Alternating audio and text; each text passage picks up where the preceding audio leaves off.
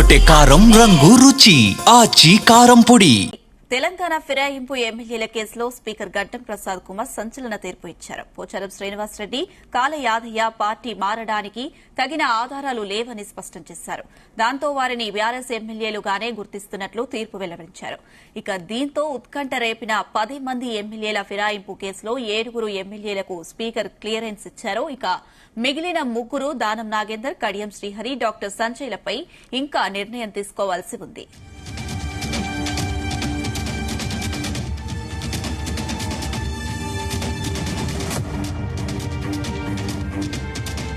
ఇదే అంశానికి సంబంధించి మరిన్ని అప్డేట్స్ మా ప్రతినిధి బ్యూరో చీఫ్ నరేందర్ అందిస్తారు. ఎస్ నరేందర్.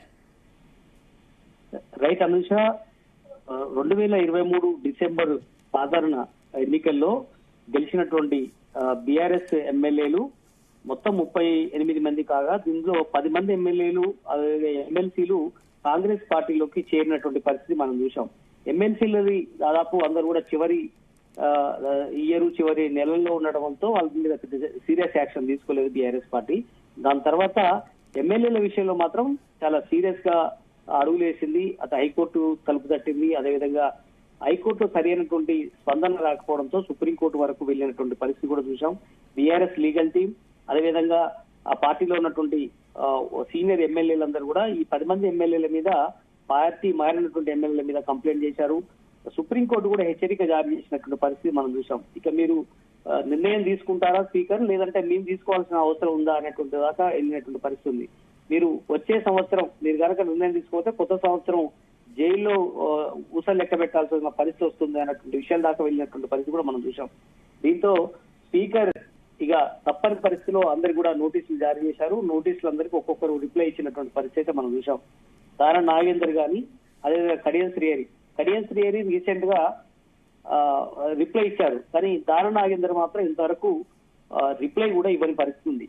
అదే సమయంలో డాక్టర్ సంజయ్ కుమార్ కూడా పార్టీ మారిన దాంట్లో ఉన్నారు. ఆయనే మీద ఇంకా చర్య తీసుకోవాల్సిన అవసరం ఉంది. ఈ 3 ఎమ్మెల్యేలు మినహాయించి ప్రజెంట్ 7 ఎమ్మెల్యేలు పార్టీ మారిన మొత్తం 10 మంది ఎమ్మెల్యేలు మనం చెప్పిన 3 కాక మిగతా 7 ఎమ్మెల్యేల మీద స్పీకర్ తన నిర్ణయాన్ని ప్రకటించారు. అంటే వాళ్ళని ఎక్స్ప్లెనేషన్ తెలుసుకున్నారు. ఎందుకు పార్టీ మరి మారారా, అసలు ఎక్కడున్నారు మీరు, ఏంటి విషయాన్ని కూడా దాంట్లో ఎక్స్ప్లెనేషన్ అడిగారు.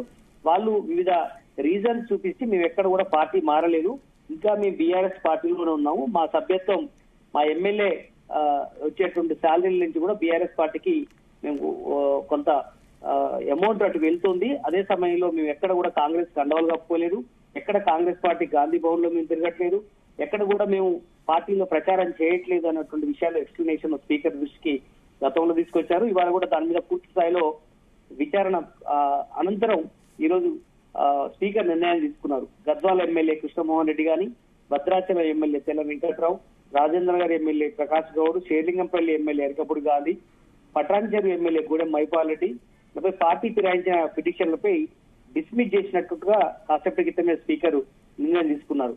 గతంలో 5 మీద నిర్ణయం తీసుకున్నారు. గడిచిన దాదాపు నెల రోజులు కావస్తుంది.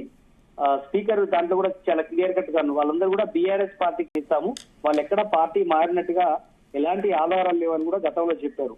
ఇప్పుడు ప్రకటించినటువంటి వాళ్ళలో కూడా ఎక్కడ కూడా అదే రకమైనటువంటి నిర్ణయాన్ని ఇచ్చినటువంటి పరిస్థితి కూడా మనం చూసాం.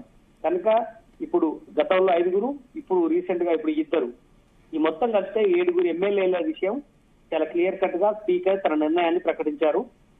మిగతా 3 ఎమ్మెల్యేలు మనం చెప్పినటువంటి దారా నాగేందర్ ఖైరతాబాద్ ఎమ్మెల్యే గాని, కడియం శ్రీహరి స్టేషన్ గన్పూర్ ఎమ్మెల్యే గాని, సంజయ్ కుమార్ కూడా, ఇక ఈ 3 ఎమ్మెల్యేల విషయం మీద మాత్రం ఇంకా స్పీకర్ నిర్ణయం తీసుకోవాల్సిన అవసరం ఉంది. బట్ భవిష్యత్తులో దీని మీద కూడా మళ్ళీ నిర్ణయం ప్రకటించే అవకాశం అయితే కనిపిస్తుంది. బట్ అంతిమంగా మాత్రం సుప్రీం కోర్టు ఇచ్చినటువంటి ఏదైతే డైరెక్షన్ మేరకు ఈ రోజు స్పీకర్ తన నిర్ణయాన్ని ప్రకటించారు. ఇప్పుడు 7 ఎమ్మెల్యేల నిర్ణయాన్ని అయితే ప్రకటించినటువంటి పరిస్థితి ఉంది. మొత్తానికి ఎమ్మెల్యేలు పిటిషన్ ఇచ్చినటువంటి నేపథ్యంలో వాళ్ళ పిటిషన్ ను డిస్మిస్ చేసినట్టుగా మనకు చాలా క్లియర్ కట్ గా అర్థమవుతోంది. నరేందర్, అయితే 7 ఎమ్మెల్యేలు బీఆర్ఎస్ పార్టీకి చెందినవారే అని స్పీకర్ తీర్పు ఇచ్చారు. మరి దీనిపై బీఆర్ఎస్ ఎలా రియాక్ట్ అయ్యే అవకాశం ఉంది? ఈ తీర్పును స్వాగతిస్తారా? ఖచ్చితంగా ఇప్పటికే బీఆర్ఎస్ పార్టీ కూడా రియాక్ట్ అయ్యే అవకాశం కనిపిస్తుంది. బీఆర్ఎస్ వర్కింగ్ ప్రెసిడెంట్ కేటీఆర్ గాని, హరీష్ రావు కూడా కాసేపట్లో ప్రెస్ మీట్ కావచ్చు, లేదంటే తన ట్వీట్ ద్వారా కూడా చెప్పే అవకాశం ఉంటుంది. ఎందుకంటే ప్రజాస్వామ్యం అనేది బతికి లేదు, స్పీకరు ఎందుకు కళ్ళున్న కబోదిలాగా వ్యవహరిస్తున్నారంటూ కూడా గతంలో కూడా వ్యాఖ్యలు చేశారు. మేము హైకోర్టుకు వెళ్తామని కూడా గతంలో 5 మీద స్పీకర్ నిర్ణయం ప్రకటించిన సందర్భాల్లో కూడా అన్నారు. అదే సమయంలో ఇప్పుడు ఇద్దరు నిర్ణయం కూడా ప్రకటించిన నేపథ్యంలో 7 ఎమ్మెల్యేల మీద మళ్ళీ కోర్టుకు వెళ్లాల్సిన అవసరం ఉంది. ఎందుకంటే హైకోర్టుకు మళ్ళీ మొదటి నుంచి వెళ్లాల్సి ఉంటుంది. హైకోర్టుకు మళ్ళీ పిటిషన్ ఇస్తారు. హైకోర్టులో సరైనటువంటి పాజిటివ్ రెస్పాన్స్ రాకపోతే సుప్రీంకోర్టుకు వెళ్తారు. సుప్రీంకోర్టులో మళ్ళీ దీని మీద వాదనలు జరుగుతాయి.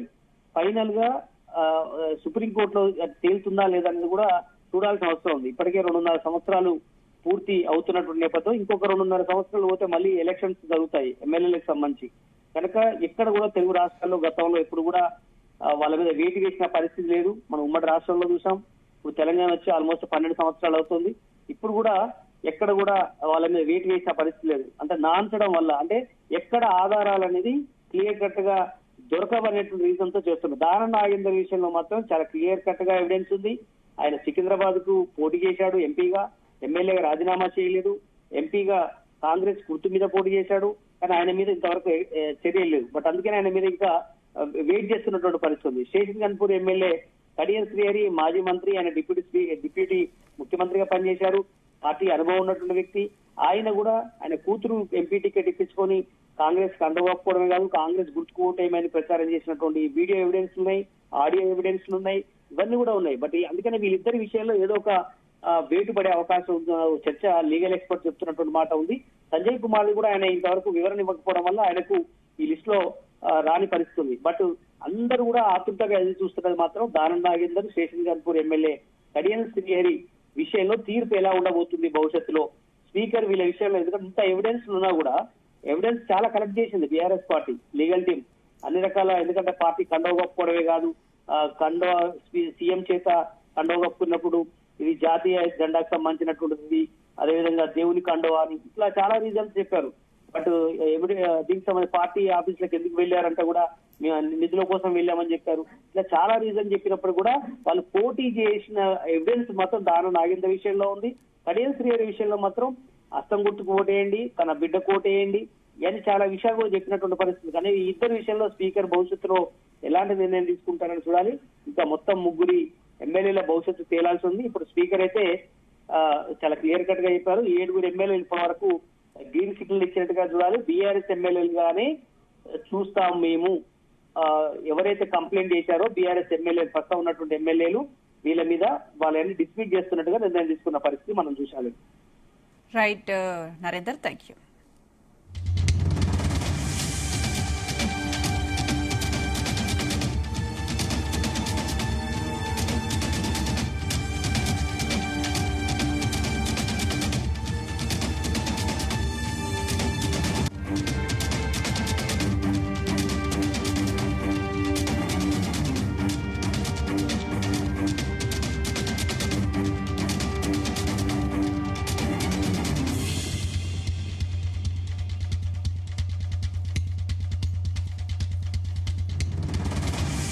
గుమగుమల వంటలే వంటలే తెరకొట్టే కారం రంగు రుచి ఆచి కారం పొడి.